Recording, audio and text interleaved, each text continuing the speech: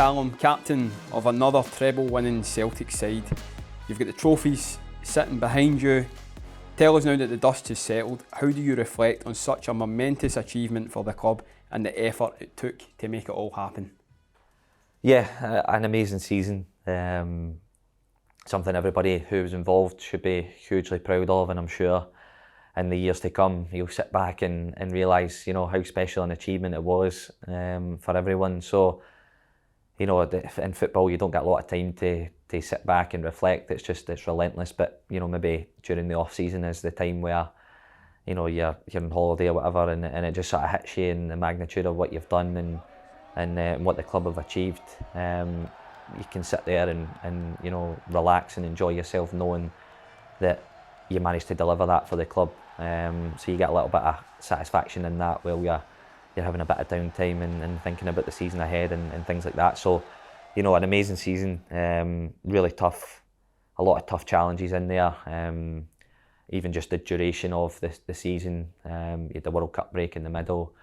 So the guys that went to that then come back, and you had a kind of 6-month spell, which is maybe the longest that we've had in terms of being together as a group, and a lot of games in that spell as well. So just a real kind of mental block of probably 11 months where you've got to be really on the money, preparation, looking after yourself, just determination to keep going, and producing the levels of performance that's needed to do these special things and bring back all 3 trophies. So a brilliant season and something we should all be really proud of. You've had some personal highlights as the captain of the club already.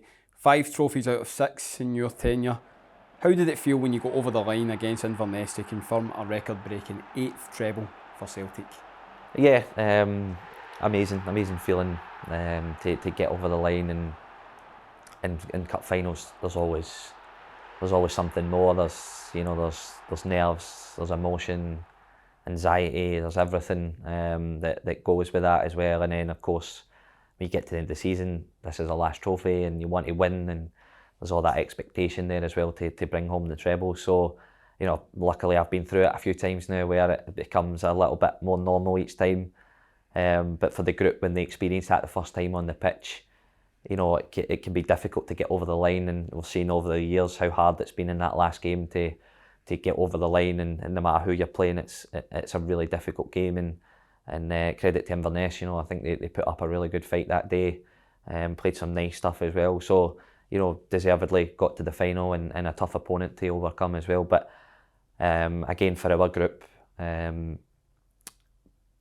just performance levels, sticking to the structure, the organisation. See, the second goal comes off a quick restart as well.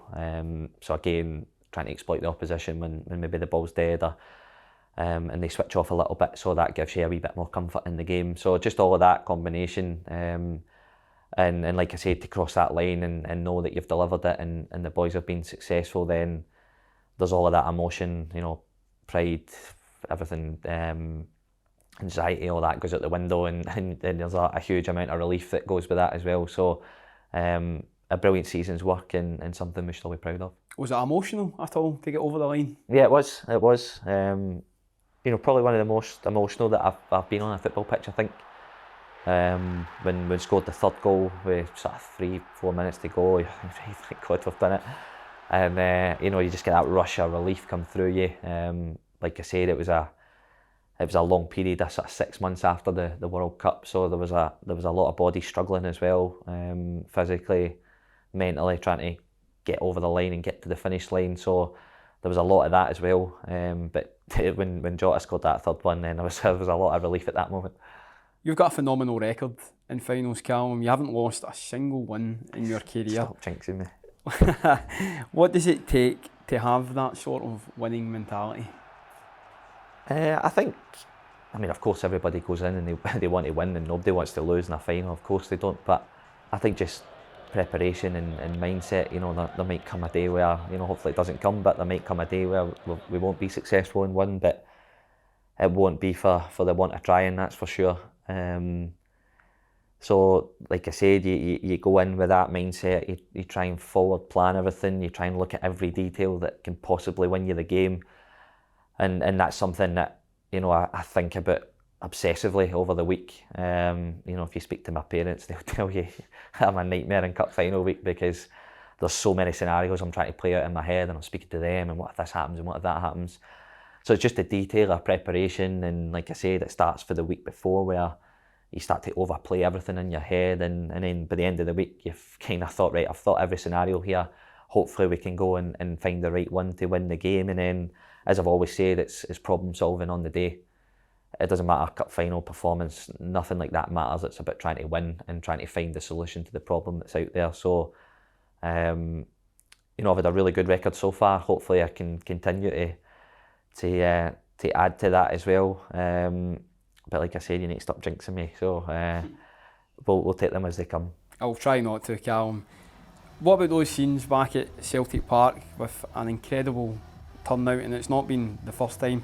It must give you an immense pride to see the Celtic way lined with supporters jubilant about this team and their achievement. Yeah, like I said, touched on the supporters earlier, but they're so special. They're the heartbeat of the club, and there's probably not many clubs around the world, if any, that follow their team the way Celtic do. And when the team's successful, when the club's successful, to have that many people gather after the game, like you said, you look at the Celtic way, it's completely full, to mark that achievement and to show their gratitude for the players. Is something as football players that that's why you do the job. That's you want to be successful, you want to have that winning feeling, but at the same time you do it to give joy to other people and try and improve other people's lives as well for the time that you've got at the club. So it's a real sort of marriage made in heaven, the affection between the players and the supporters, and the reverse of that as well. So to see that many people, to bring joy to that many people is something special. And like I said, there won't be many clubs, if any, around the world that have that special a bond between supporters and players. And on a personal level, 5 trebles is an incredible achievement. How does it feel to join such a select group of Celtic captains to lead the club to a domestic clean sweep? Yeah, something I'm so proud of. That's the job, that's the responsibility that I felt when I took over. I wanted to be a successful Celtic captain. Nobody wants to take it, and then things fall apart around them. It was never in my thinking. I wanted to make sure that I tried to help as many people along the way as I could, and I knew that I needed help from everyone in the club as well. So I'm so lucky that I've got a group of players who are so supportive of each other in their daily work and the way that they go about their business at Lennoxtown.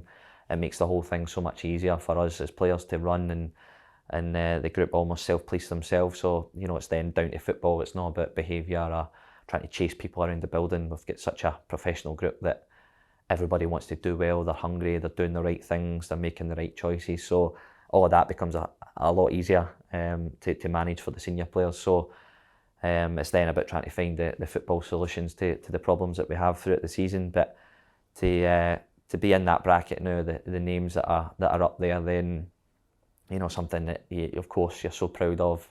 A lot of people have helped me get to this point, and I'm not silly enough to think that it's all down to me. It's a collective thing. It's the group of people that I've worked with. It's the guys that I've worked with previously who have changed the mentality within the club and almost made the treble achievement as it's part of the normal, and that's what we want to try and normalise at the club. That success is synonymous with Celtic, and that's the level of dedication that you need to give success. How hard is it to win 3 trophies and a treble, Callum? Yeah, it's so difficult. You need everything to fall for you. You need a bit of luck in games. You need preparation. You need players to stay fit at the right times. You need players to peak at the right times. You need your goalkeeper to make big saves. You need somebody to score a world goal. It's everything. You need all of that combination to come together in the moments that you need. And I think probably anybody looking back, I think you could see that our group of players in the period where we needed to be at our peak, I think we were there. You think about Tynecastle away, always a tough game, especially going there at 12 o'clock kick-off, place is rocking, and you go there and you score after a minute and you see the game out completely, control. That's always a game that can trip you up. Rangers in the final is always a game which can go either way. And semi-finals the same, can always go either way.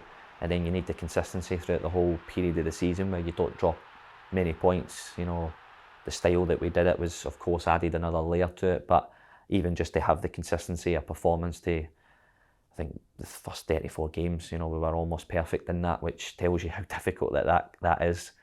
So like I said, you need everything to fall for you to bring all 3 trophies home, and that's certainly what the group were. And of course, looking ahead to the new season, are you relishing the prospect of leading this group of players back to the Champions League?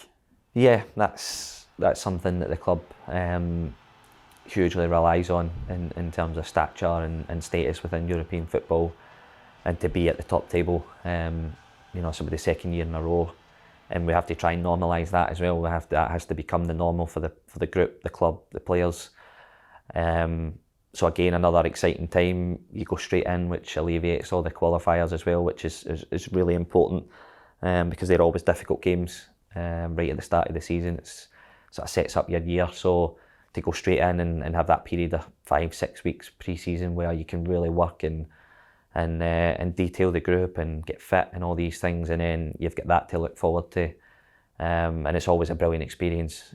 Anybody in world football talks about how special the European nights are at Celtic Park, and I'm sure this season again will be exactly the same.